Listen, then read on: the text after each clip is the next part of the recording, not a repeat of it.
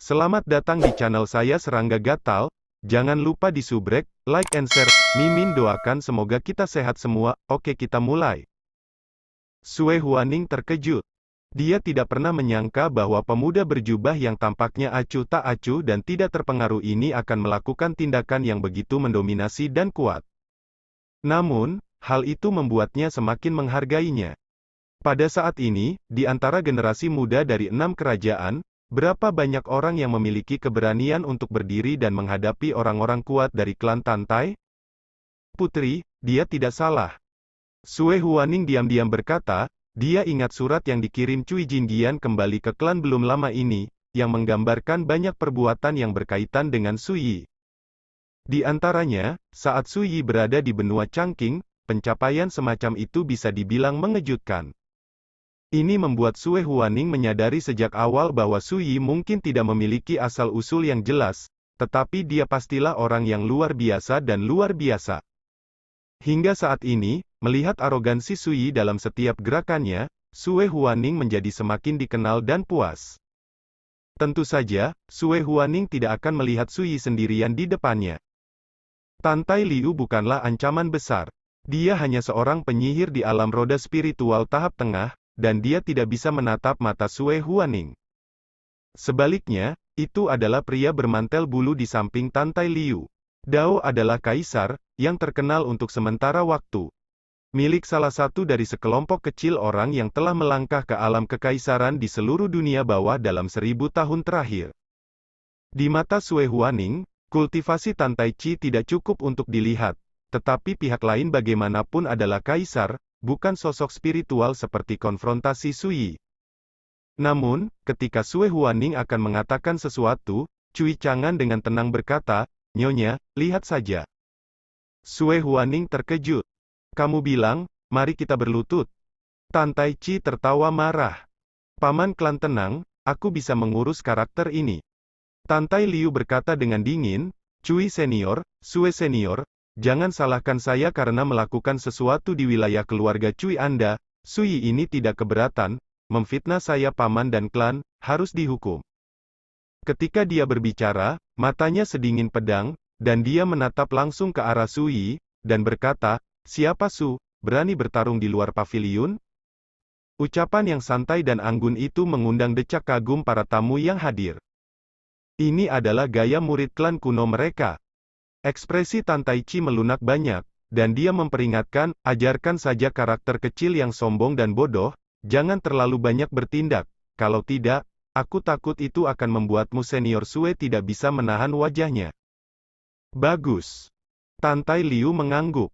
Dia tiba-tiba berkata kepada Cui Jingyan, "Nona Jingyan, saya akan memberitahu Anda bahwa badut yang melompat di atas balok ini sama sekali tidak layak untuk Anda." Dengan kata lain, ada kesombongan dan penghinaan yang kuat terhadap Sui Yi. Mendengar ini, Cui Jingyan hampir tidak bisa menahan tawa, wajahnya yang cantik sedikit kaku, dan dia menatap Tantai Liu, penuh kasih sayang. Semut seperti semut dapat ditekan dengan satu tangan, jadi mengapa repot-repot bertarung di luar? Sui Yi juga tersenyum. Ketika dia berbicara, dia membalik telapak tangannya ke dalam kekosongan dan menekan dengan ringan. Semua yang hadir tidak merasakan adanya fluktuasi kekuatan, namun Tantai Liu hanya merasa bagian atas kepalanya seperti ditindas oleh gunung. Tubuh tiba-tiba tegang, tanpa sadar mendesak semua Dao Xing untuk melawan. Saya melihat Tantai Liu berteriak keras, jubahnya tiba-tiba menggembung, cahayanya mengembun, dan Anda bisa melihat energi hitam seperti naga, dari ekor tulang belakangnya bangkit lurus di tengah dan bergegas keluar dari atas kepalanya, berubah menjadi tombak perang hitam. Sky Slayer, seni esoterik leluhur Tantai. Pada zaman dahulu, klan Tantai menggunakan teknik rahasia ini untuk menekan musuh ganas divisi hewan. Melihat tombak pembunuh udara hitam melonjak dan menjadi zangsu panjang, itu akan menembus kekuatan telapak tangan Sui Yi. Dia dikultivasikan di alam roda roh, ditambah dengan bakatnya yang luar biasa dan Taoisme yang hebat, dia juga merupakan sosok mempesona tingkat atas di generasi muda 6 kerajaan alam. Tapi bukan itu yang dia harapkan. Tombak pembunuh langit hanya bertahan setengah jari, lalu hancur. Mengikuti kekuatan tak terbatas, Menekan dari kehampaan, dengan seluruh kekuatannya, dia dengan mudah menghancurkan semua kekuatan perlindungan tubuhnya, dan dengan keras, seluruh tubuhnya sepenuhnya ditekan, dia jatuh berlutut. Tanah bergetar hebat, dan buku-buku serta perabotan di aula bergetar. Hentikan Tantai Willow. Ini. Semua yang hadir tidak bisa tidak tercengang. Mereka semua tahu kekuatan Tantai Liu, dan mereka semua tahu bahwa jika mereka berlatih Tao, mereka tidak akan membiarkan alam roda roh ada dalam kesempurnaan yang luar biasa. Meskipun dia tidak sebagus Raja Tianjiao yang tak tertandingi, dia dapat dianggap sebagai salah satu dari sedikit jenius di antara generasi muda dari 6 alam. Tapi saat ini, bahkan telapak tangan pun tidak bisa memblokirnya. Tantai Liu meraung liar, pipinya memerah dan bengkok, tidak dapat menerima kenyataan ini. Gelombang energi hitam seperti ular piton melonjak liar di sekelilingnya, yang masing-masing bisa memotong gunung dan memutus arus. Sayangnya bukan saja tidak lepas, tapi ditekan lagi. Tidak bisa diangkat. Aula itu sunyi, dan semua orang terdiam. Lepaskan aku, atau klan Tantaiku akan menghancurkan seluruh keluargamu. Tantai Liu meraung, matanya terbelalak, dan rasa malu yang tak terkatakan mendorongnya untuk benar-benar kehilangan akal. Mata Suyi menjadi dingin, dan dia sedikit meludahkan telapak tangannya. Hanya mendengar suara gemeretak, Tantai Liu menjerit, dan entah berapa tulang yang retak di sekujur tubuh, kulitnya retak inci demi inci, dan darah mengalir. Pria bermantel bulu itu memancarkan niat membunuh di mata Tantai Chi, dan menembaknya dengan telapak tangan. Cahaya keemasan yang menyilaukan menyembur dari telapak tangannya yang putih, memperlihatkan semangat membunuh yang menakutkan dan tak terbatas. Semua orang merasa lengah. Tidak ada yang mengira bahwa, sebagai pria yang bermartabat di Tantai Chi, dia akan membunuh Suyi tanpa ragu-ragu. Dan di mata semua orang, di bawah telapak tangan ini, Suyi harus dihapuskan sepenuhnya. Tidak enak. Kulit Sue Huaning tiba-tiba berubah, tepat saat dia akan membantu. Suyi tidak mengelak atau menghindar, telapak tangannya seperti anjing laut, dan dia membanting ke udara. Suara tabrakan yang memekakkan telinga bergema, dan kecemerlangan ilahi yang mempesona menyapu seluruh aula. Selanjutnya, seluruh aula terguncang keras, dan tanah serta dinding muncul fluktuasi berat dalam barisan terlarang, yang mengimbangi semburan kekuatan seperti kehancuran. Bagaimana caranya? Suara seru terdengar. Saat asap dan debu menyebar, mata Tantai Chi melebar, wajahnya pucat dan sulit dipercaya. Saat itulah semua orang melihat bahwa, di tengah pukulan keras ini, sosok Suyi tetap tidak bergerak dan tidak terluka. Diblokir. Pria tua berjubah kuning dari keluargaku tercengang dan rahangnya hampir jatuh. Seorang pria muda di fase roh, tetapi memblokir pukulan dari seorang kaisar, ini tidak diragukan lagi terlalu luar biasa. Anak ini tidak benar. Pria parubaya berjubah hitam Hong mengerutkan kening, ekspresinya tidak menentu. Saat ini, para tamu dari 3 klan kuno yang hadir justru kaget dan terlihat tercengang. Lagi pula, siapa sangka seorang biksu spiritual bisa melakukan ini? Suyi ini sangat kuat. Sue Huaning tidak bisa menahan diri untuk tidak menggelengkan kepalanya, dan dia hampir mengira dia terpesona.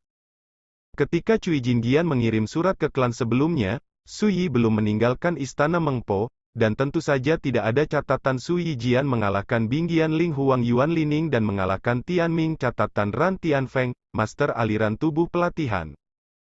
Jika tidak, Sue Huaning tidak akan terkejut seperti sekarang. Sepertinya gadis ini sudah mengetahui kekuatan Suyi, jika tidak, dia tidak akan setenang sekarang. Sue Huaning memperhatikan bahwa putrinya Cui Jinggian sangat tenang, dan tidak ada kejutan atau kegelisahan di sudut alis dan matanya. Hanya, kenapa dia menjadi begitu tenang, suami? Sue Huaning memperhatikan bahwa Cui Chang'an tidak terlalu terkejut, dan dia tampaknya tidak terkejut dengan hasil seperti itu. Ini membuat Sue Huaning sedikit bingung. Tidak menunggu dia mengerti, Suyi menunjuk keluar aula dan berkata dengan acuh tak acuh, pergi keluar, aku akan membiarkanmu berlutut dan diyakinkan.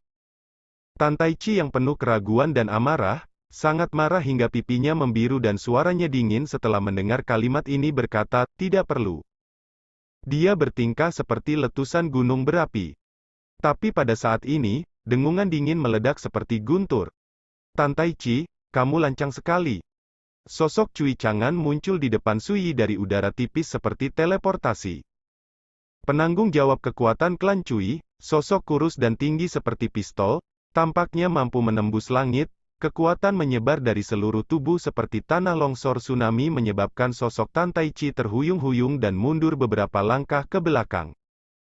Ketika dia berdiri teguh, wajah Tan Taichi memucat, dan matanya penuh ketakutan yang dalam. Aula itu sunyi senyap, semua orang tertekan dan tubuh mereka menegang. Pada saat ini, Cui Chang'an seperti orang yang berbicara kebenaran, raja yang bertanggung jawab atas gunung dan sungai, dan kekuatan menakutkannya membuat orang tua berbaju kuning jubah, pria paruh baya berjubah hitam dan lain-lain, semua berubah warna, dan hatiku bergetar. Ini adalah sikap patriark klan Cui. Melihat ini, Sui diam-diam berpikir dalam hatinya, Cui Longxiang, seekor rubah tua, telah membesarkan seorang putra yang baik. Dalam situasi seperti itu, jika Cui Chang'an tidak berdiri, itu akan kehilangan wajah Cui. Lagi pula, seorang kaisar dari klan Tantai berani bergerak di depan kepala klan Cui.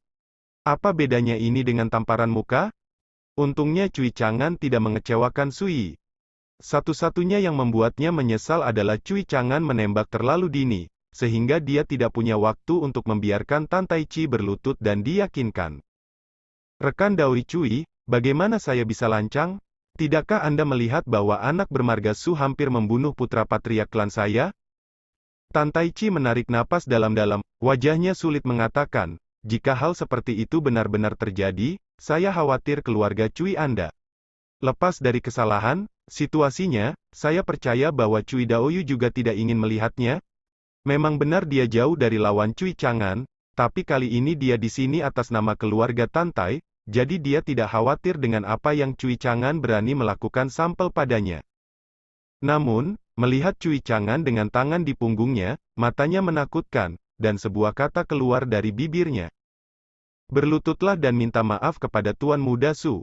Kalau tidak, aku akan mematahkan kakimu sekarang. Kata-kata Cui Chang'an mengejutkan semua orang. Memaksa kaisar dari klan Tantai untuk berlutut. Siapa yang mengira bahwa demi Sui, kepala klan Cui, yang sebelumnya memiliki sikap lembut dan tenang, akan menjadi begitu mendominasi.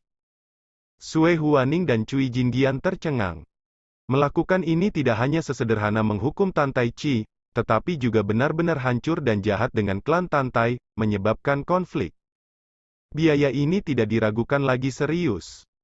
Tapi tampaknya Cui Chang'an telah memikirkannya dengan jelas dan tidak peduli sama sekali. Melihat Tan Taichi lagi, pipinya membiru, wajahnya penuh amarah, dan dia tampak seperti sekarat karena malu. Dia tidak percaya bahwa Cui Chang'an akan menghinanya seperti ini. Perhatikan bahwa dia adalah raja. Rasa malu ini tidak akan pernah hilang. Rekan Taois Cui, jika Anda melakukan ini, konsekuensinya akan terlalu buruk.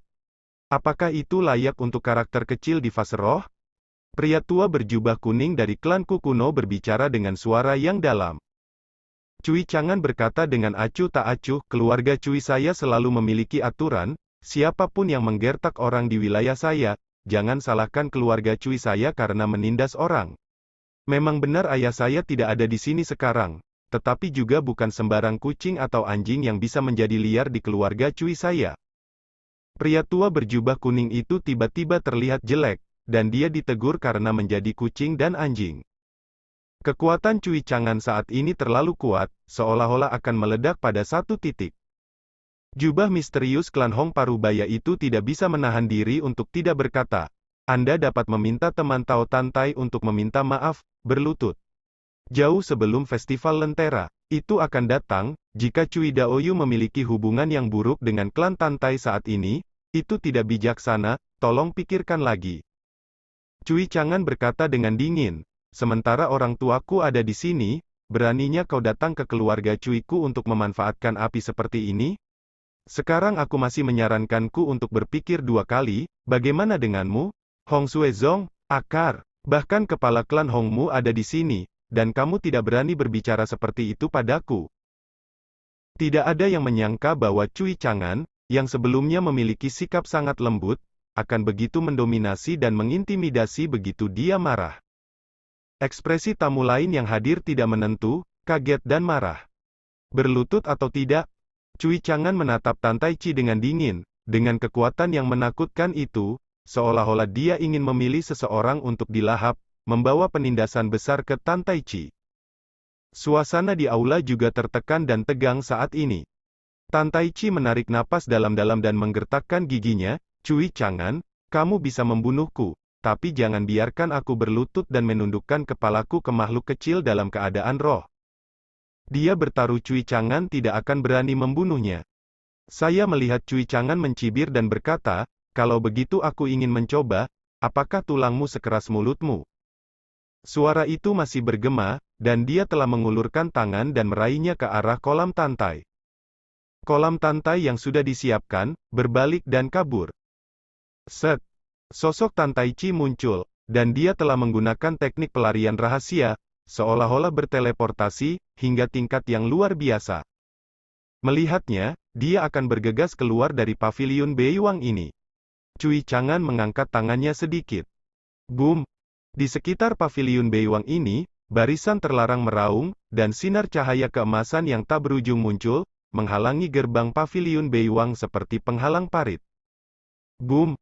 Kolam tantai menghantam langsung ke cahaya keemasan, sosoknya terhuyung-huyung, hampir jatuh ke tanah, dan Venus muncul di depan matanya. Semua orang terkejut, siapa yang tidak bisa melihat bahwa paviliun Beiwang ditutupi oleh formasi terlarang tingkat kaisar? Kalau tidak, bagaimana Tan Tai Pon bisa diblokir? Tanpa menunggu reaksi Tan Tai Chi, Cui Chang'an datang kepadanya dari udara tipis dan menginjaknya 2 kali. Klik, klik. Lutut Tan Tai Chi pecah, darah berceceran, dan pipi Tan Tai Chi terpelintir kesakitan, dan erangan menyakitkan keluar dari bibirnya. Tangan dan kaki semua orang dingin dan benar-benar ketakutan. Lalu patahkan kakimu. Dan melihat seorang kaisar berpangkat tinggi, keberadaan menakutkan yang hanya bisa dilihat oleh dunia di mata dunia, sekarang meringkuk seperti tahanan di bawah tangga. Adegan berdarah dan tragis itu tidak diragukan lagi sangat mengejutkan. Bagaimanapun, Profon Wei itu seperti langit, dan kaisar seperti dewa.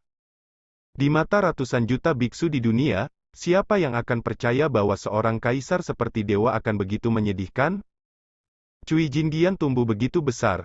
Ini pertama kalinya aku melihat adegan ini, mau tak mau aku menjadi lamban di sana, tidak dapat pulih untuk waktu yang lama. Orang-orang tua yang hadir merasa gemetar. Konflik antara kaisar belum pernah terjadi di masa lalu. Namun, pemandangan seperti saat ini masih membuat orang tidak bisa tenang. Sebaliknya, Sui sangat tenang. Dia sudah terbiasa. Kaisar juga dibagi menjadi 3, 6, 9, dan seterusnya. Karakter seperti Tan Tai Chi hanya dapat dianggap sebagai bintang baru di tahap awal Xuanzao Realm, dan mereka adalah pendatang baru di jalan menuju kaisar. Taoismenya bahkan sedikit lebih rendah dari Ran Tianfeng, kaisar pemurnian tubuh dari sekte Tianming. Di kehidupan sebelumnya, Sui tidak repot-repot mengurus peran seperti itu. Faktanya, apalagi hari-hari awal Rana Xuanzao, orang-orang kuat di Rana Xuanyu dan Rana Xuanhe tidak benar-benar tertinggi dan tak terkalahkan. Di mata dunia, kaisar memang seperti dewa di langit, memanggil angin dan hujan, mengintimidasi 10 penjuru, mengaum dunia, hampir maha kuasa. Di mata mereka yang juga kaisar, yang disebut kaisar hanyalah pencari di jalan. Paman. Melihat adegan ini, Tan Tai Liu, yang terluka parah oleh Sui, tercengang dan tidak percaya. Cui Chang'an, jika kamu ingin membunuhku, mengapa menggunakan cara seperti itu untuk mempermalukanku? Tan Tai Chi mendesis dan matanya memerah. Tidak peduli apa niatmu, kamu masih seorang tamu, bagaimana aku bisa membunuhmu? Cui Chang'an berkata ringan, kembalilah dan beritahu patriarkmu, jika dia ingin melampiaskanmu, datang saja padaku. Berbicara, dia melirik tamu tantai yang hadir, melambaikan tangannya, dan berkata, ambil orang-orangmu, cepatlah. Anggota klan tantai yang kuat itu bertindak tergesa-gesa seolah-olah mereka telah diberikan amnesti, dan segera melarikan diri dengan putus asa. Pada saat ini, Cui Chang'an memandang Sui, senyum muncul di wajahnya, tetapi senyumnya agak aneh, dan dia berkata dengan lembut. Su, menurut Pak Su, pantaskah saya melakukan ini? Alamatnya kepada Su Yi tampak sedikit tidak wajar, dan bahkan nada suaranya menjadi lembut dengan sedikit meminta nasihat. Ini tidak mendominasi dan agresif seperti ketika dia menghadapi Tan Tai Chi sebelumnya. Hanya saja semua orang masih shock sebelumnya, dan mereka hampir tidak menyadari perubahan halus ini. Hanya Sue Huaning yang menjadi pengecualian. Dia paling tahu watak suaminya, dan ketika dia melihatnya memperlakukan Su Yi seperti ini, dia merasa semakin curiga dan bingung. Apa alasan suaminya mengobrak-abrik wajah klan Tantai demi Su Yi? Apa alasannya, ketika suami saya menghadapi seorang pemuda seperti Su Yi, bahkan sedikit tidak nyaman? Su Yi melirik Cui Chang'an dengan setengah tersenyum, dan mungkin menyimpulkan bahwa Chang'an kecil tahun itu telah menebak identitasnya.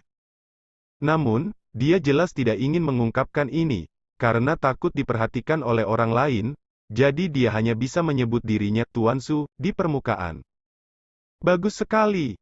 Su Yi mengangguk. Cui Chang'an menghela nafas lega. Melihat adegan ini, mata Sue Huaning melebar.